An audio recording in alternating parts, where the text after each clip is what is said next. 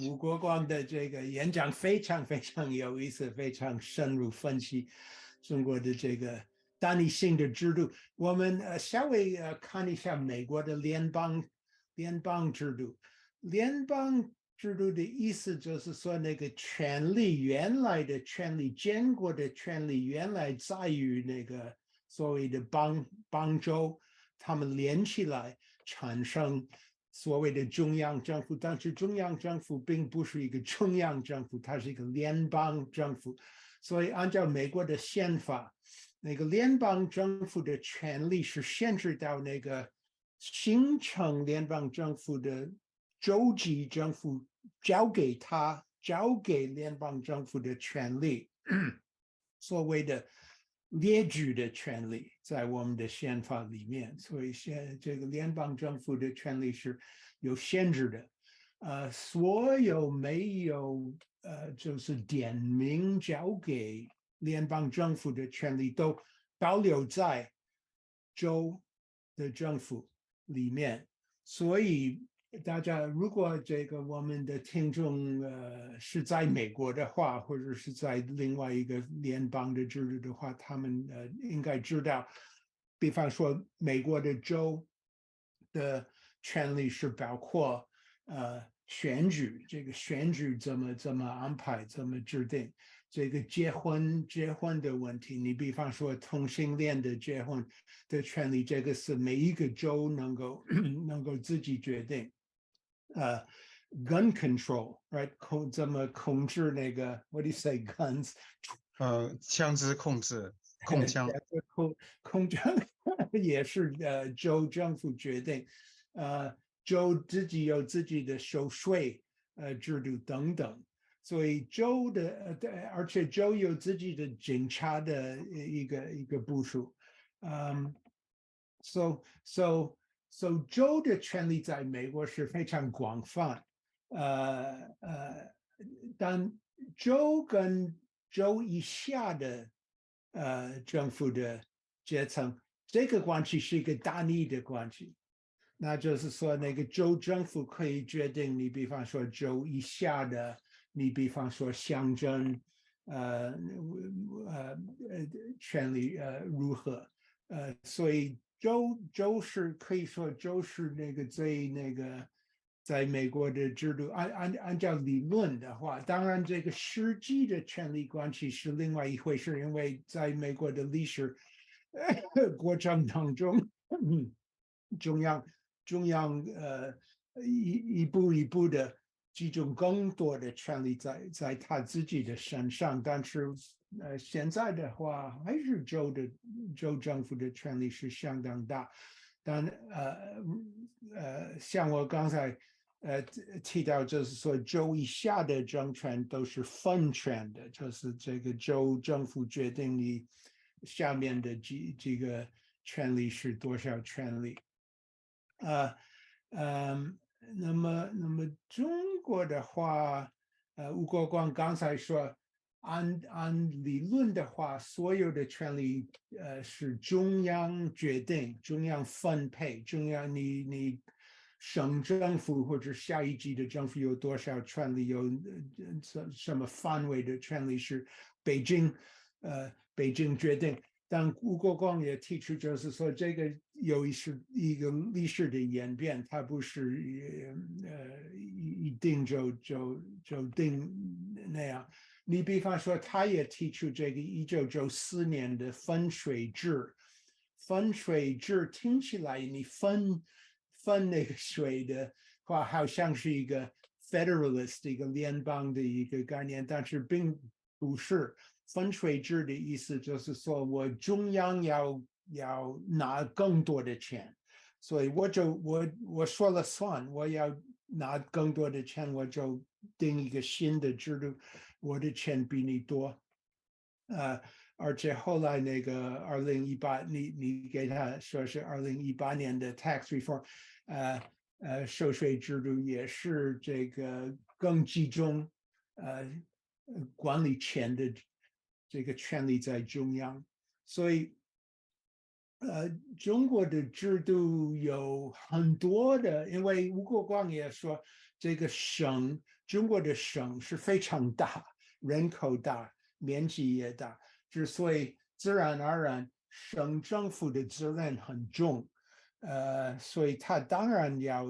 有相当多的决定权，但是他有多少决定权是中央决定。中国有一个现象，就是说中央告诉省一级或者省以下的层层的各级，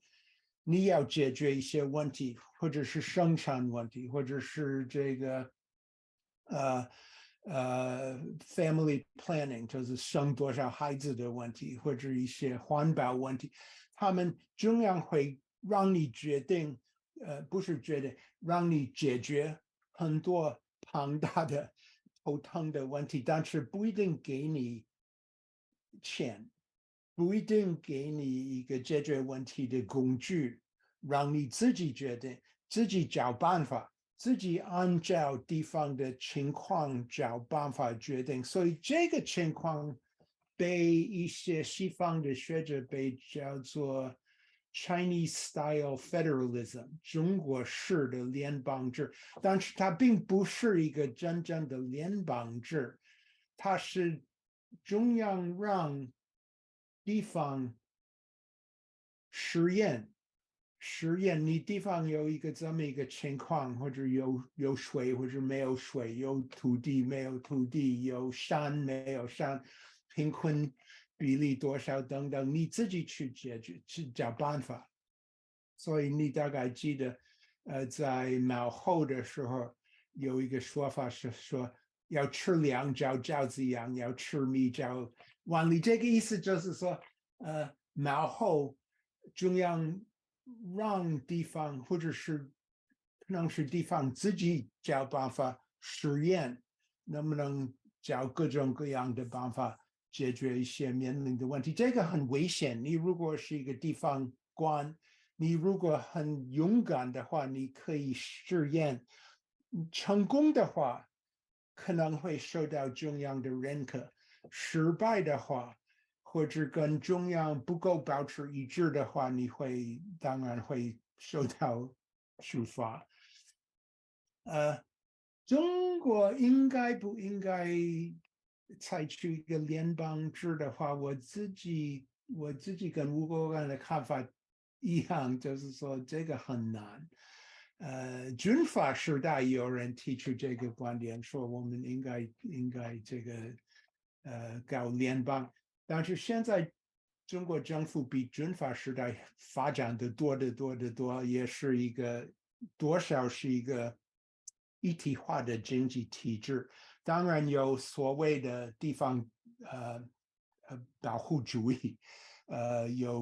应该说有太多的汽车厂，太多的汽车公司，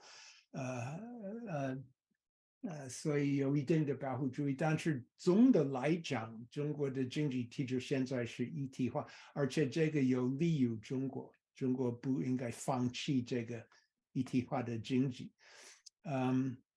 还有会不会我自己不太同意广东如果有联邦制，广东会宣布独立，因为联邦制不一定有各州能够有宣布独立的权利的这个方面。你比方说美国的联邦制不允许州政府宣布独立，我们有了那个 Civil War 解决这个问题，你不可虽然有一个美国的几个州有独立运动 ，Texas 有一个 ，Alaska 有一个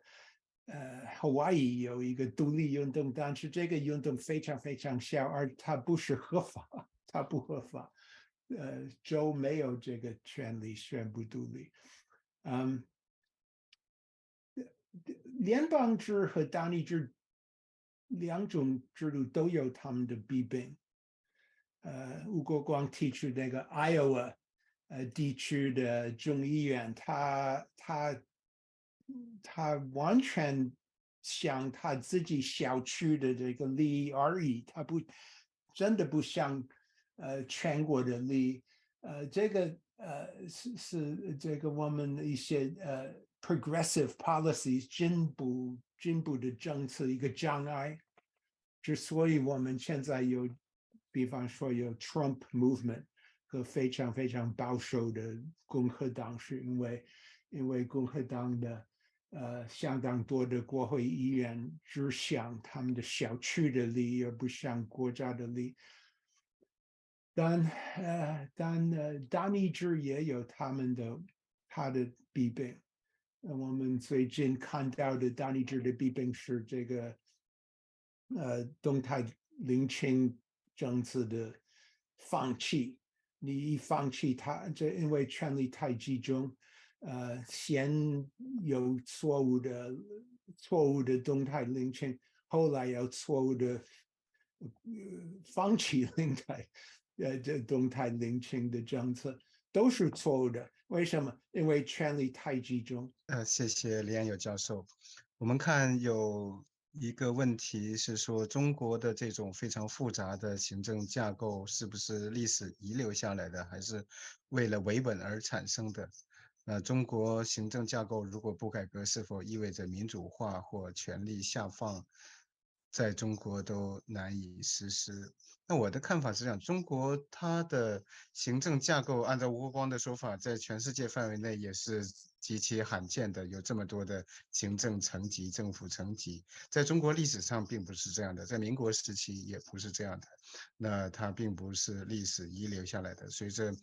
中国共产党它在1949年建立集权体制，那逐渐形成了这样一个行政架构，而且不但是行政结构它非常复杂层次多，而且它的人员行政官员也非常多。这个可能很多人也看到一些数据，当然，都是一些估计的数据。有的是根据官方的一些数据来估计的，比如说有一篇文章里边提到中国的中国的这个官员的数量是2000多万，再加上普通公务员，那就是1亿多。中国行政开支占到了国家财政收入的25%以上，远远高于其他各国8%的平均水平。那也有很多文章里边提到，每18个中国公民就要养一个公务员等等，这是就是非常非常大的负担。那像中国的民主的这种选举，那按照目前的这个选举法，在县一级是民众可以直接选县级人大代表，区县一级。那乡镇包括村里边也有一些民主选举，但是这种民主选举，第一它是被操控的，它只是有投票的这种形式而已。第二呢，这种民主选举，即使它是民主的选举，它也很难去推动整个中国的宪政民主制度，因为它的这个级别太低。所以很多人设想中国从乡镇到县开始民主，然后实现了之后再到市一级，然后再到省一级，再到中央一级，这样一种渐进推动中国民主化的进路，我觉得是很难成立的，无论在理论上还是在实践上都是很难成立的。嗯，我有一些简单的幻灯片可以和大家分享一下。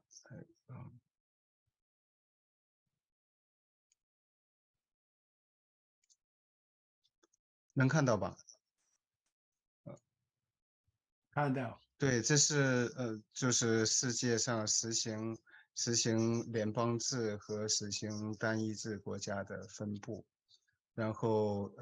单一制国家也有的是有中央集权型的，也有地方分权型的。那复合制有联邦制、邦联制等等。那这个就是很多人有一种误解，就是觉得联邦制，他们对美国的联邦制了解多一些，认为总统他没有办法去给这个州长各州直接下命令，但是他们觉得在单一制的国家里边，那并没有什么地方自治，那这种看法是错误的。在世界上的那些民主国家里边，如果他们实行单一制的话，他们地方也是自治的，无论是省或者是市或者县或者镇等等，那都是他们选举自己的省长或者市长、县长等等。那这是一种各层次都是自治的，这也是民主的应有之义，并不是说单一制国家就没有了地方政府的自我就是决定的权利。嗯，所以关键还是在于是否有民主选举，而不是这个单一制还是联邦制或者邦联制。这个是我找到的一个图，就是关于美国的州一级的就是州政府和下边的县镇市的关系。那这种狄龙规则在很多州是使用的，就是州有权利去更多的规制下边的地方政府。那也有一些州它并不实行这种狄龙制。这是一个有意思的东西，就是叫黑河腾冲县，也叫胡焕庸县，是中国的一个很有名的人文地理学家。他在30年代就发现，从黑河到腾冲，如果画一条直线的话，那在它的东南侧，面积占36%，人口占96%。这当然是30年代，就是外蒙古独立之前的这个数据。现在呢，随着人口的这个变化，地理的变化，目前的数据就是东南这半红色的这半边，占全国面积的43.8%，总人口占94.1%。也就是说在西边这一多半的土地上，它的人口只占到5.几%。这是一篇文章讨论中国中央和地方关系，他提到了影响中央地方关系的一些因素，比如说国家建设与民族融合。从50年代之后，中共也一直非常担心这些就是民族分裂的问题，一些地方分裂的问题。那这对中国建立中央与地方关系也都起到了非常就是影响是非常大的。然后呢，发展效率。当然，如果地方没有权利，它就缺少这个积极性，对于整个的经济发展，包括对于行政的效率都是非常不利的。还有呢，职位的晋升。当然，中央要控制地方的官员，但是对于地方官员来说，一方面他们要被迫的去服从中央的命令，另一方面，他们为了自己的利益，有的时候是自己地方的利益，他也愿意去实行中央的计划，去配合中央的一些政策。那在这里边又有的时候会有冲突，有的时候会有博弈，再加上外部影响，第4个因素，从中国从其他的一些国家学到一些经验，吸取一些教训。有的时候，比如说苏联垮台的时候，他们也非常非常担心中国会出现同样的情况。所以这些影响因素，再加上市场化的改革，所以中央和地方的关系，从行政分权，然后到这个市场发挥更大的调整作用。那到现在又有一些提法，比如说公共服务的划分，那些对于普通民众非常重要的、非常基础的公共服务，如何在中央政府和地方政府之间划分？他们提出一个概念叫基本公共服务均等化。那这些像公共卫生啊、就业、教育、文化、环境等等，生产安全、消费安全这些方面的基础服务应该尽可能的均等。但是这只是一个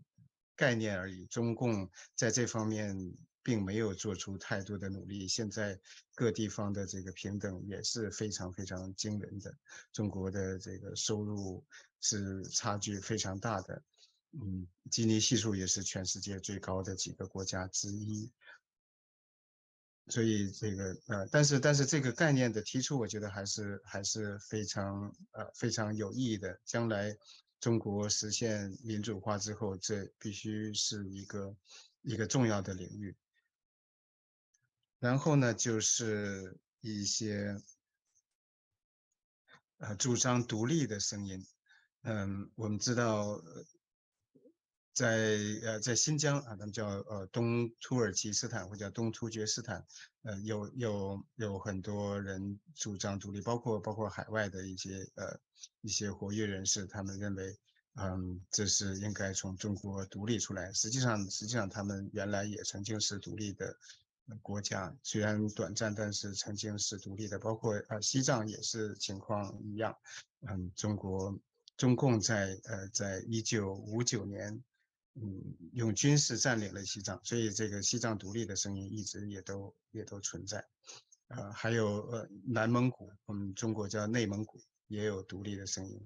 等等。这还是比较大的主张从中国独立出去的地方。还有这样一个地图，我从推特上找到。那不但东突厥斯坦、西藏，还有其他的很多，包括满洲，包括很多其他的地方，吴越，云南等等，嗯，都都有一些人主张独立。那么将来中国的地图是一个什么样子？我们还很难预测。当然，从我个人来说，我是当然主张各地方有自觉的权利，每个地方的人民应该有权利决定这些地方的命运。嗯，那呃，我们也知道2008年一批中国知识分子推出了08宪章，在里边提到了未来中国的构想是联邦制。那看来其实大多数主张民主的中国民众能够认可联邦制。最近我和一些朋友在组织一个宪政转型征文，就是民主中国未来的宪政架构的征文。那现在评比已经结束，已经评出来1、2、3等奖。那里边绝大多数人也都认可联邦制。在中国，当然90%以上的人口是汉族，那绝大多数汉族人的大一统的观念也是根深蒂固的。包括我本人之前也是完全主张大一统的。那这个在相当大的程度上都是一种信息控制、一种洗脑宣传的结果。那这就是在很大程度上是，嗯，那像您提到达赖喇嘛，他主张叫中间道路。我的理解是，这种中间道路的提法完全是在中共的淫威之下，迫于中共这样强大、这样的暴力，完全不接受西藏人民的最基本的诉求。在这样一个背景下，被迫提出，中间道路，包括就是维吾尔人、新疆人，那他们嗯没有办法公开的在中国的绝大多数维吾尔人这些哈萨克人等，他们生活在新疆，那他们当然不敢公开的提出新疆独立啊。但是从他们内心来讲，假如有一个完全自由公开的选举或者是全民公决的话，我想那里的非汉民族绝对是要主张从中国独立出去的。不仅仅是历史上的那些恩怨，尤其是共产党对他们的基本权利的剥夺等等。从1月18号开始变成每周3上课，所以请大家提前做好安排。那之后就祝大家圣诞节快乐，新年快乐，再见，新年再见。快乐。